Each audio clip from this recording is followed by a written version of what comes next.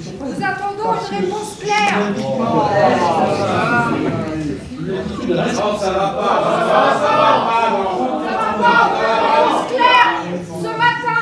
Un début de séance très mouvementé. À l'occasion de l'Assemblée départementale mensuelle des élus, les syndicats se sont invités pour la deuxième fois de suite. Objet de leur colère, la situation autour de la maison des syndicats, propriété du Conseil général et que la majorité souhaite vendre. Rapidement, le leader socialiste de l'opposition, Didier Arnal, demande une suspension de séance. Réunis, les élus de gauche prennent une décision. Devant cette situation, moi la proposition que je fais, c'est qu'on quitte cette séance. On se lève, on reprend la séance et on leur explique. De retour dans la salle, les élus de l'opposition annoncent leur décision. À 10h30, ils quittent la séance. Tout simplement, on quitte la séance.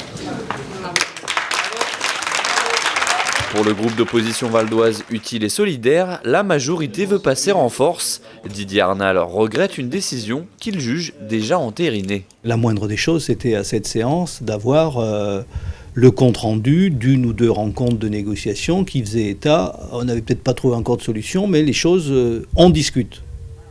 Même pas, c'est une fin de non-recevoir. Et je pense que c'est une manière... c'est pas une bonne manière de traiter ce sujet-là, je le redis, qui est l'objet d'un accord historique du Conseil général, quelles que soient les majorités.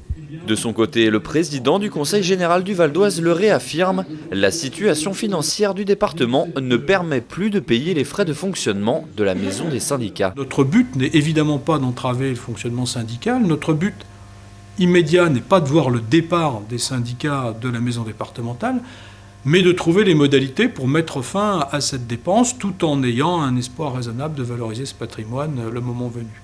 Voilà aujourd'hui cette démonstration d'ailleurs totalement irrespectueuse des règles de la démocratie, préméditée avec les élus d'opposition qui sont quand même extrêmement irresponsables dans ce contexte. Cette attitude est regrettable, mais en tout cas ne nous fait pas changer notre objectif.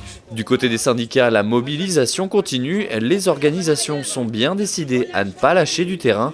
Elles ne quitteront pas la maison des syndicats. On ne reviendra pas à nous sur notre position. Il a l'air aussi de ne pas vouloir changer un iota. Je pense qu'avec les événements d'aujourd'hui, j'ose espérer dans sa haute intelligence qu'il reviendra sur sa décision. Un débat politique autour des politiques nationales. On lui a rappelé que c'était 0,017% du budget annuel sur un budget d'1,2 milliard d'euros. Voilà, donc il n'est pas financier, il est simplement politique. Aucune délibération sur les dossiers à l'ordre du jour n'aura finalement été votée ce vendredi matin.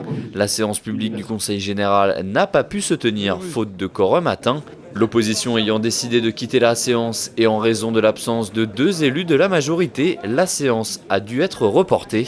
Elle devrait se tenir dès la semaine prochaine.